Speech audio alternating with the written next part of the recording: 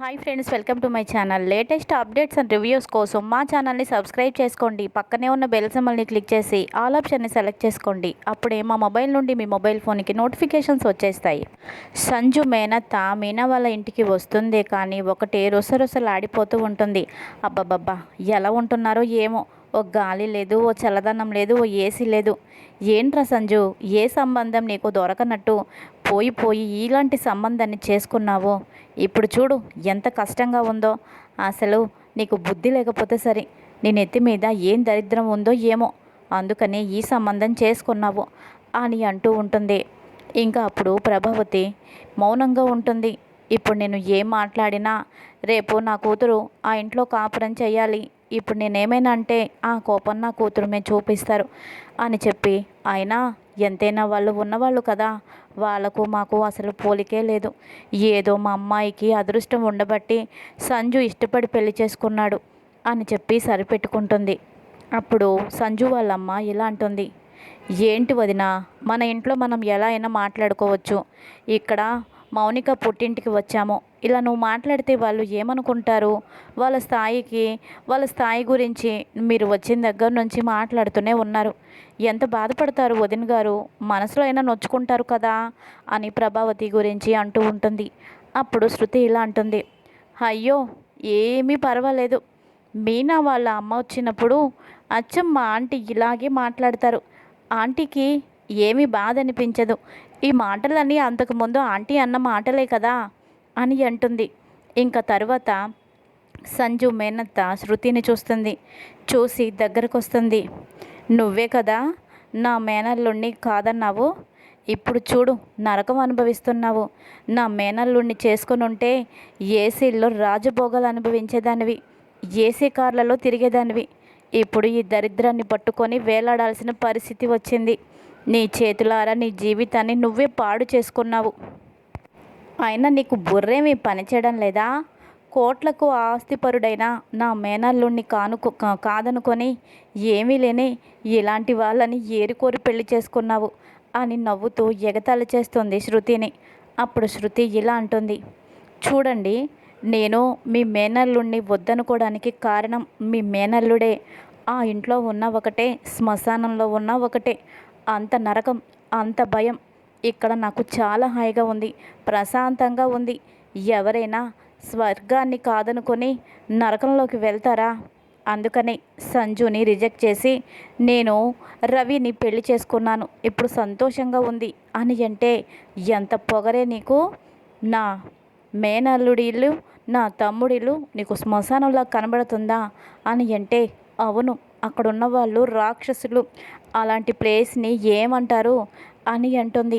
నీ సంగతి చెప్తాను అని అనగానే, నీ సంగతి కూడా నేను చెప్తాను అని శృతి ఇలా అనుకుంటుంది. ఇంటికి వెళ్ళేలోపు దీని కాలో చెయ్యో విరిగిపోయేలా చేస్తాను. ఎక్కడైనా ఆయిల్ పోసి అక్కడికి మెల్లగా తనని తీసుకువెళ్ళి కాలు జరి పడిపోయేటట్టు చేస్తాను. అప్పుడు తెక్క బాగా కుదురుతుంది అని శృతి అనుకుంటుంది. ఇది ఇలా ఉండగా ఇంకో పక్కన సరిగ్గా అదే సమయానికి ఇంకా సుశీలమ్మ వస్తుంది బ్యాగులు తీసుకొని. ప్రభా ప్రభా, సత్యం అని పిలవడంతో, ఇదేంటి అత్తయ్య గారి గొంతులా ఉంది అని చెప్పి ప్రభావతి ఉలిక్కి పడుతుంది. ఇంతలోపు సత్యం అమ్మొచ్చింది అంటూ గబగబా వెళ్ళి చేతిలో బ్యాగు తీసుకుంటాడు. ఏంట్రా నువ్వే వచ్చావు, ఏరి నా మనవడేంటి, నా కోడలేది అని అంటూ ఉండగా ఇంతలోపు బాలు కూడా వస్తాడు. షీలా డార్లింగ్, నీకోసమే ఎదురు చూస్తున్నాను, ఇంకా రాలేదేంటా అని.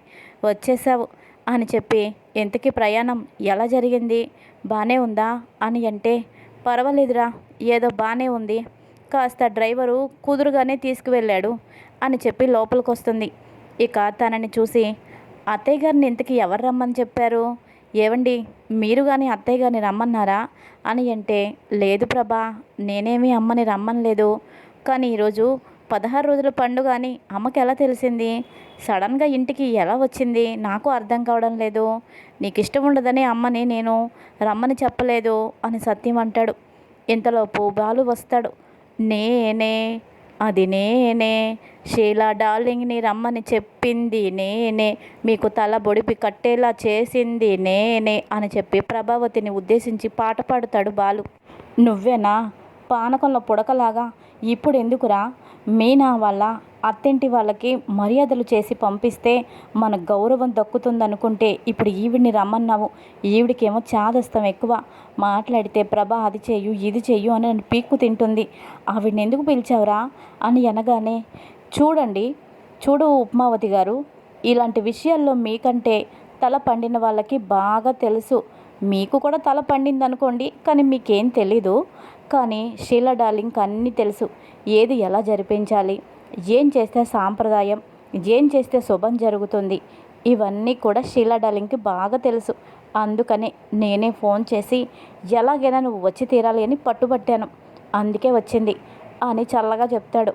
ఇక పోనీలేరా బాలు, మంచి పని చేశావు. నా కూతురు 16 రోజుల పండుగలో అమ్మ లేదని నేను బాధపడుతున్నాను. ఆ బాధ తీర్చావు అని చెప్పి సత్యం బాలుని మెచ్చుకుంటాడు. ఇంకా సుశీలమ్మని చూడగానే నీలకంఠం, ఇంకా అలాగే సంజు మేనత్త నమస్తే అండి అని ఇక నీలకంఠం పైకి కావాలని వాళ్ళ దగ్గర మంచివాడు అనిపించుకోవాలని నమస్కారం అంటాడు. నమస్తే. ఇంతకీ నువ్వెవరమ్మా? ఇంతకీ నీకు గాలాడుతుందా? మెడలో ఏంటి పిడకల్లాగా ఉన్నాయి, అవన్నీ కాస్త అవన్నీ తీసే గాలాడుతుంది అని అంటే, ఏంటి మేలిమి బంగారాన్ని పట్టుకొని పిడకలంటదేంటి ఈవిడికి ఏమైనా చాదస్తమేమో అని మనసులో అనుకొని, ఎంతకీ ఈవిడెవరు అని అనగానే, బాలు వాళ్ళ నానమ్మ, సత్యం వాళ్ళమ్మ అని అనగానే, ఓ అలాగా అని అంటుంది. ఇక అందరూ కూర్చొని మాట్లాడుకుంటూ ఉంటారు. మీనా అందరికీ ప్లేట్లో పెట్టి స్వీటు హాటు డ్రింకు ఇస్తుంది. అందరూ కూడా తింటూ ఉంటారు. కానీ సంజు మేనత్త మాత్రం తినే తిండిలో కూడా పొగరు చూపిస్తుంది. ఎక్కడ చేశారో ఎలా చేశారో అస్సలు బాగాలేదు, ఎలా తింటున్నారో ఎలా ఉంటున్నారో అని గొనుక్కుంటూనే ఉంటుంది. అది సర్లే కానీ ఇందాకటి నుంచి చూస్తున్నాను, కోడళ్ళిద్దరూ కూడా బాగానే ఉన్నారు. కానీ నువ్వేంటి ఇలా ఉన్నావు? నువ్వేంటి నీ ముతక చీరేంటి, మెడలో పసుపు తాడేంటి? నిన్ను చూస్తుంటే అసలు ఎలా ఉన్నావో తెలుసా? నువ్వు బాలు భార్యవేనా? బాలుకి చాలా కోపం ఎక్కువ, చాలా పౌరుషంగా ఉంటాడు. కానీ భార్యనేంటి ఇలా ఉంచాడు? ఏంటి తన స్థాయికి కనీసం బంగారు చెవిదిద్దులు కూడా కొనలేకపోయాడా? లేదంటే కావాలనే ఉంచుకొని మా దగ్గర బిల్డప్ ఇస్తున్నారా అని అనగానే, ప్రభావతి, లేదండి అలాంటిదేమీ లేదు, తనకి మేము ఇచ్చినా తను వద్దని మాకు ఇచ్చేసింది అని అనగానే, అవునా, మీనా పుట్టింటి వాళ్ళు అంత గొప్పవాళ్ళ? మీ బంగారాన్నే కాదన్నదంటే పుట్టింటి నుంచి ఎంత తెచ్చుకుంటుందో ఆ ధీమాతోటే మీ బంగారం వద్దనుంటుందేమో. ఏమ్మా మీ పుట్టింటి వాళ్ళు లాంఛనాలు ఇంకా సారీ ఇవన్నీ తీసుకురాలేదా? ఎప్పుడు తీసుకొస్తారు అని అడుగుతుంది. ఇంకా అప్పుడు, అవన్నీ మీకు అనవసరం, మా మధ్య 1,00,000 ఉంటాయి, వాటి గురించి మీతో చర్చించాల్సిన అవసరం నాకు లేదు అని చెప్పి మీనా సున్నితంగా మాట్లాడుతుంది. ఇంకా సుశీలమ్మకి కడుపు మండిపోతుంది. దీనికి ఇలా కాదు బాగా పెడతాను అని చెప్పి అనుకొని, ఏంటి నీ మెళ్ళోవన్నీ బంగారమేనా? పిచ్చివే కదా అని అంటే, ఇందాకటి నుంచి చూస్తున్నాను, నా మెళ్ళో బంగారం 22 క్యారెట్లతో చేసిన మేలిమి బంగారం కనిపించడం లేదా? ఓ మీరు బాగా ఏజ్ కదా, అందుకనే మీ కళ్ళు కనిపించడం లేదు. నాకు పిచ్చి వేసుకోవాల్సిన కర్మ నాకెందుకు అని అనగానే, చాలే ఊరుకో అని బొగ్గ మీద అంటుంది. అదేంటి ఈవిడ అలా తీసి పారేస్తుంది అని అనుకొని, బామ్మగారు ఏం మాట్లాడుతున్నారు, ఇవన్నీ బంగారమే అని అంటుంది. బంగారమా? నిజంగానే బంగారమా? ఈ రోజుల్లో బంగారం ఏదో తెలీదు, పిచ్చివేవో తెలీదు. రోల్డ్ గోల్డ్ బంగారం రెండు ఒకేలా ఉంటున్నాయి. నీలాంటి వాళ్ళు కలిపి ఇలా వేసుకున్నా ఎవరికీ అర్థం కాదులే అని అంటే, అప్పుడు నీలకంఠం భార్య, అయ్యో లేదండి, మా ఆడపడుచు చాలా బంగారం ఎప్పుడు వేసుకుంటుంది, తనది గోల్డే అని అనగానే, జాగ్రత్త, అసలే రోజులు బాలేదు, పీక కోసేసి బంగారాన్ని తీసుకుపోతారు, అప్పుడు ప్రాణము ఉండదు, బంగారం ఉండదు. బంగారం పోతే పోతుంది, మళ్ళీ ఎప్పుడైనా కొనుక్కోవచ్చు, ప్రాణం పోతే ప్రాణం రాదు. ఎందుకైనా మంచిది నా మాట విని అని చెప్పి కాళ్ళ కింద ఓ పాత గుడ్డ పడిపోయి ఉంటుంది, టేబుల్ తుడిచే గుడ్డ. పొరపాటున తీసేసి కాస్త దులిపి, ఇదిగో ఈ మెడ చుట్టూతా కప్పుకొని వెళ్ళు, లేదంటే పీక కోసేస్తారు అని సుశీలమ్మ చెప్పడంతో చాలా కోపంతో, అనవసరంగా ఇక్కడికి వచ్చాను, మిమ్మల్ని నమ్ముకొని మీతో పాటు రావడం నాదే తప్పు. మీకు మర్యాద ఎలాగో ఇవ్వరు, నాకు కూడా ఈవిడ ఇవ్వడం లేదు అని చెప్పి రోసరోసలు ఆడిపోతుంది సంజు వాళ్ళ మేనత్త. ఇంకా ప్రభావతి, అయ్యో మీరు అలా చిన్నబుచ్చుకోకండి, ఆవిడ పెద్ద ఆవిడ కదా, ఆవిడ మంచి చెబుతుంది కానీ ఆ మంచి ఒకలాగా ఉంటుంది, ఏదో తేడా చెప్పినట్టు అనిపిస్తుంది, మీరేమీ మనసులో పెట్టుకోవద్దండి అని చెప్పి అంటుంది. ఇంకా తర్వాత మౌనిక ఫ్రెండ్స్ కొంతమంది వస్తారు. ఇద్దరు ఇద్దరు ఫ్రెండ్స్తో పాటు ఓ అబ్బాయి కూడా వస్తాడు. మౌనికకి పెళ్ళైన తర్వాత తనని కలవలేదు, ఒక్కసారి తనతో మాట్లాడి వెళ్తే బాగుంటుంది అని ముగ్గురు కాలేజీలో ఫ్రెండ్స్ అవ్వడంతో ఒకసారి మౌనికతో మాట్లాడాలని చెప్పేసి మౌనిక వచ్చిందని తెలుసుకొని ముగ్గురు వస్తారు. వాళ్ళని చూసి మీరెవరు అని ఆశ్చర్యపోతారు. మేము మౌనిక ఫ్రెండ్స్ అని అనగానే, అవునవును, నేను గుర్తుపట్టలేదమ్మా, ఇంతకుముందు మా మౌనిక మీరు ఒకే కాలేజీలో చదువుకున్నారు, చిన్నప్పటి నుంచి వీళ్ళు ఫ్రెండ్స్, మౌనిక అంటే వీళ్ళకి ఎంత ఇష్టమో అని ప్రభావతి వాళ్ళందరికీ చెప్పడంతో వాళ్ళందరూ అలాగా అంటారు. కానీ అబ్బాయిని చూడగానే కింద నుంచి పైదాకా చూస్తారు. ఆడపిల్లలతో ఫ్రెండ్షిప్ అంటే బాగానే ఉంది, మధ్యలో వీడేంటి, వీడితో ఫ్రెండ్షిప్ ఏంటి అని అనుకుంటారు. ఇంకా తర్వాత మౌనిక వాళ్ళందరినీ, మీరెందుకు వచ్చారు ఇక్కడికి, మా అత్తింటి వాళ్ళకి నేను ఎవరితో మాట్లాడినా ఎవరితో ఫ్రెండ్షిప్ చేసినా వాళ్ళకి నచ్చదు, చివరికి అన్నయ్యతో ఫోన్లో మాట్లాడతానన్నా కూడా అన్నయ్యకి నచ్చదు, మీరు అనవసరంగా వచ్చారే, మిమ్మల్ని బాధ పెట్టాలని కాదు కానీ నా పరిస్థితి మీకు చెప్పాలి కదా, అందుకే చెప్తున్నాను, మీతో మాట్లాడాలని నాకు ఉంటుంది కానీ పెళ్ళయ్యాక నా పరిస్థితి మారిపోయిందే, దయచేసి ఏమీ అనుకోవద్దు, మరోసారి ఎప్పుడైనా నేను ఒక్కదాన్ని మా పుట్టింటికి వచ్చినప్పుడు కలుసుకొని మాట్లాడుకుందాం, ఇప్పుడైతే వెళ్ళిపోండి, మీరు వచ్చిన దగ్గర నుంచి మా ఆయన మిమ్మల్ని అదోలా చూస్తున్నారు అని అనగానే, అవునవును, మాకు కూడా తనని చూస్తే ఒకలాగా అనిపించింది, ఏదో మింగేసేలాగా కొరకొరమంటూ చూస్తున్నాడు, సారీయే, నీ పరిస్థితి తెలియక ఫ్రెండ్వి కదా, కలిసి మాట్లాడుకుంటే హ్యాపీగా ఉంటుందని వచ్చాను, కానీ నిన్ను వీళ్ళిలా చేస్తున్నారని మాకు తెలియదు కదా అని చెప్పేసి వాళ్ళు వెళ్ళిపోతారు. ఇంకా వెళ్ళిపోయాక మౌనిక తన రూమ్లోకి వెళ్ళిపోతుంది. భోజనాలు అయ్యాక ఎవరి రూమ్స్లోకి వాళ్ళు వెళ్ళిపోతారు. ఇంకా ముహూర్తానికి టైం అవుతుంది, అమ్మాయిని ముస్తాబు చేసి కూర్చోబెట్టండి, పూసలు అవి తాళిబొట్టికి ఎక్కించాలి కదా అని అనడంతో సరే అని చెప్పి మౌనికని రెడీ చేస్తూ ఉంటారు. మీనా, రోహిణి, శృతి ముగ్గురు కూడా ఇంకా మాట్లాడుతూ ఉంటారు.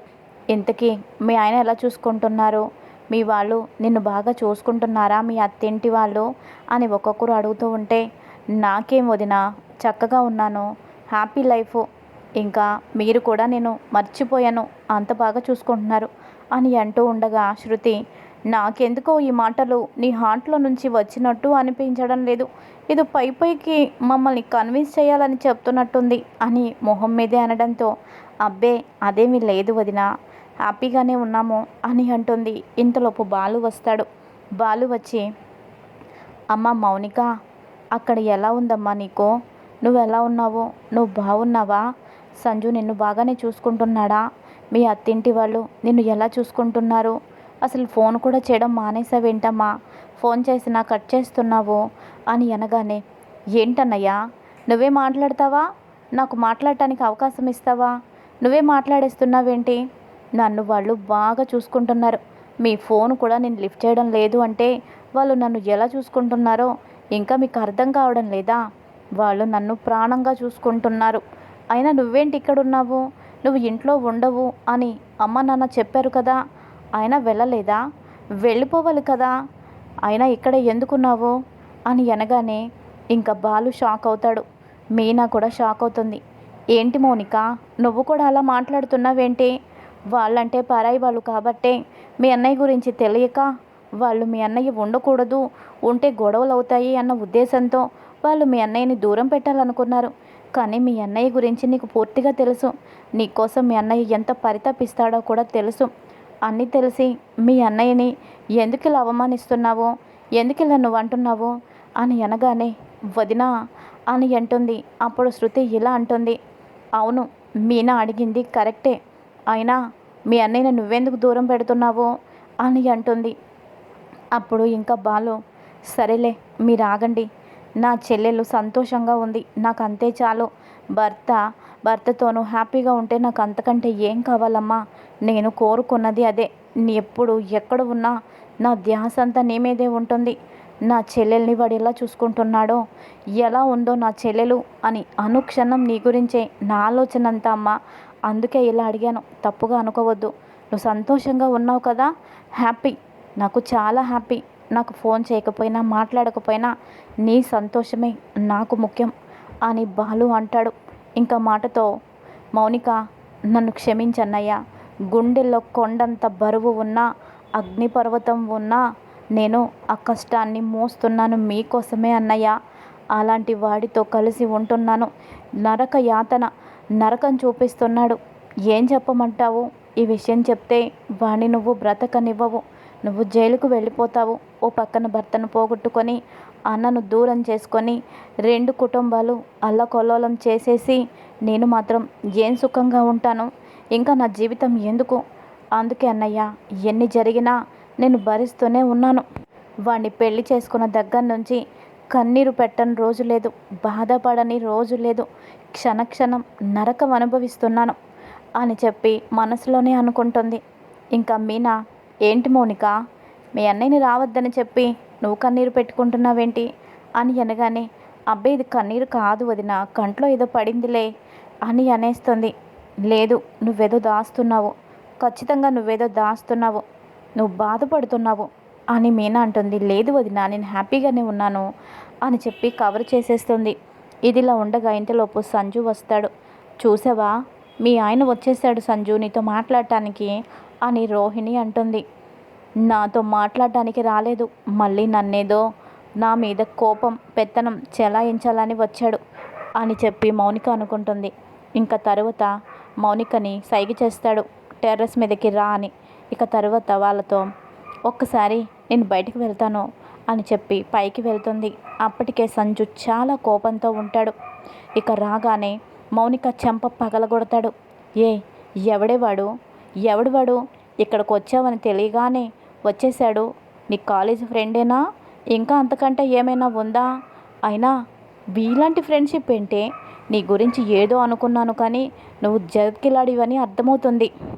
కట్టుకున్న భర్తను నేనున్నానని కూడా లేకుండా వాడిని ఇక్కడికి వచ్చి నీతో మాట్లాడాలని చూస్తాడా అని చెప్పి ఫ్రెండ్షిప్ని కూడా అవమానించి అనుమానించి దారుణంగా మాట్లాడుతూ ఉంటాడు మౌనికతో. అది కాదండి, వాళ్ళు చిన్నప్పటి నుంచి నాకు ఫ్రెండ్స్ అండి, అలా మీరు తప్పుగా అనుకోవద్దండి, కళ్ళు పోతాయండి అని అంటుంది. ఏంటే తప్పు చేసింది నువ్వైతే నా కళ్ళు పోవటం ఏంటే అని చెప్పి మళ్ళీ కొడతాడు. ఇంతలోపు బాలు వస్తాడు. బాలు చూసేస్తాడు చెల్లిని కొట్టడం. చాలా కోపంతో ఊగిపోతాడు. అక్కడే ఉన్న ఓ పూల కుండీని చెట్టుతో సహా పైకి తీస్తాడు. ఓ చేత్తో చొక్కా కాలర్ వెనుక వైపు పట్టుకొని ఆ చెట్టుని కుండీతో సహా లేపి తలకా మీద కొట్టేద్దామని చెప్పి, నా చెల్లెనే కొడతావరా నువ్వు? నా చెల్లెనే అవమానిస్తావా? తనని అనుమానిస్తావా? నీ ప్రాణం తీసేస్తాను అని చెప్పేసి ఇక కుండీని తల మీద కొట్టేయబోతూ ఉండగా, అన్నయ్య అంటూ మౌనిక కాళ్ళు పట్టుకుంటుంది బాలుకి. అన్నయ్య వదులన్నయ్య, వదులు, ఆయన్నేం చెయ్యొద్దు, నా మంగళసూత్రాన్ని తెంపొద్దన్నయ్య. ఈరోజు 16 రోజుల పండుగ, నా మాంగళ్యం పసుపు కుంకాలు బాగుండాలని నువ్వు ఎంతో ఖర్చు పెట్టి ఇదంతా చేస్తున్నావు. అలాంటి నువ్వే నా భర్తని చంపేస్తావా అన్నయ్య? వద్దన్నయ్య, నా భర్తకి ఏదైనా అయితే నేను కూడా బ్రతకను, వదులన్నయ్య అని ప్రాధేయపడుతూ ఉండడంతో మౌనిక మొహం చూసి ఆగిపోతాడు బాలు. ఇక కుండీని పక్కన పడేసి చొక్కా పట్టుకొని ఆ చెంప ఈ చెంప బాగా వాయిస్తాడు. ఏంట్రా, ఎలా కనిపిస్తుంది నా చెల్లి? తన ఫ్రెండ్ ఏదో వస్తే వాళ్ళు వచ్చినంత మాత్రం నువ్వేవేవో ఊహించేసుకుంటావా? ఇక్కడే నువ్వు ఇలా చేసావంటే తనని మీ ఇంట్లో ఇంకెంత దారుణంగా హింస పెడుతున్నావో ఈ ఒక్క దాంట్లోనే నాకు అర్థమైపోయింది. నిన్ను వదలను అని అంటూ ఉండగా, అన్నయ్య ఆగన్నయ్య, అతనికి నేనంటే ప్రాణం. నేను తను తప్ప ఎవరితో మాట్లాడినా తనకి ఇష్టం ఉండదు. ఆ ప్రేమతోటే నన్ను అనుమానించారు, కానీ వేరే ఉద్దేశం కాదు. దయచేసి నమ్మన్నయ్య అని మౌనిక బాలుని నమ్మించే ప్రయత్నం చేస్తుంది. ఇంకా బాలు దాటికి సంజు భయపడిపోతాడు. అమ్మో, ఇప్పటికిప్పుడు నా ప్రాణం వీడు తీసేస్తాడు, వీడికొచ్చిన ఆవేశాన్ని కంట్రోల్ చేయటం ఎవరి తరం కాదు. ఇప్పుడు ఎలాగైనా మౌనికని నన్ను కాపాడాలి, ఏదో ఒకటి చేసి నేను ఇక్కడ ప్రాణాలతో బయటపడాలి అని ఒక్క క్షణం ప్రాణ భయంతో కొట్టుమిట్టాడుతాడు సంజయ్. ఇంకా మౌనిక ఇలా అంటుంది, తనకి నేనంటేనే ఇష్టం, నేనెవరితో మాట్లాడినా తనకి నచ్చదు, అందుకనే నీతో కూడా మాట్లాడడం లేదన్నయ్య, అది అనుమానం కాదన్నయ్య, అది ప్రేమ అన్నయ్య, నువ్వు అర్థం చేసుకో అని గట్టిగా నమ్మించి చెప్పడంతో ఇంకా బాలు మీనా కూడా వస్తుంది. వచ్చి ఏంటండి మీరు ఏం చేస్తున్నారు, తను అంత ఇదిగా చెప్తున్నప్పుడు మీరు అర్థం చేసుకోవాలి కదా, అయినా ఇప్పుడు సంజు అలా అన్నాడు అంటే తప్పు ఎంత ఉందో అందులో భార్య మీద ప్రేమ కూడా అంతే కాస్త కనబడుతోంది.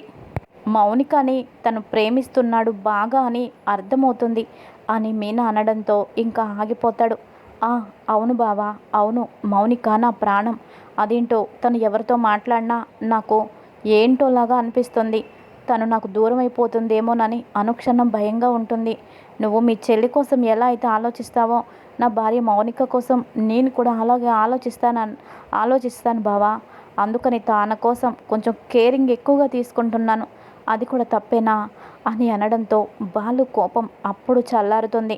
చల్లారి బావా నువ్వు తప్పుగా అనుకోవద్దు, నా చెల్లెలు బంగారం, నా చెల్లెలు మేలిమి బంగారం, తనకి ఎలాంటి దురుద్దేశాలు ఉండవు, తను చాలా మంచిది, తను నీ భార్యగా దొరకడం నువ్వు చేసుకున్న అదృష్టం, నా చెల్లెని నేను చెప్పడం లేదు, నా చెల్లెలు గంగలో కడిగిన ముత్యం, ఇంకెప్పుడు తనని బాధ పెట్టద్దు, ఇలా అనుమానించి తనని బాధ పెట్టద్దు అని చెప్పడంతో సరే అని అంటాడు.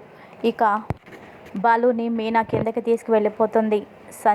సంజుని మౌనిక ఇలా అంటుంది, చూశారుగా మా అన్నయ్య గురించి, 5 నిమిషాల్లోనే మీకు మా అన్నయ్య అంటే ఏంటో తెలిసిపోయింది కదా, ఇన్నాళ్ళు నేను మా అన్నయ్యకి ఎందుకు చెప్పడం లేదో ఇప్పుడు అర్థమైంది కదా, మిమ్మల్ని ఎక్కడ చంపేస్తాడోనన్న భయంతో నేను నా బాధని చెప్పడం లేదు, అది మీరు అలుసుగా తీసుకొని ఇంకా నన్ను హింస పెడుతున్నారు, కానీ ఏదో ఒక రోజు ఆ హద్దు దాటిపోతే ఎవ్వరూ ఏమీ చేయలేరు, అక్కడి దాకా తెచ్చుకోవద్దు అని చెప్పేసి మౌనిక అంటుంది. ఇక అందరూ కిందకి వచ్చేసిన తర్వాత నీలకంఠం సంజుని చూసి, ఏమైంది సంజు, ఏంటి చెంపలలా ఎర్రగా వాచిపోయాయి, కాలరంతా నలిగిపోయింది, ఏంటి మొహమంతా కందగడ్డలాగా అయిపోయింది అని అనగానే, అబ్బే అదేమీ లేదు డాడీ అని అనేస్తాడు.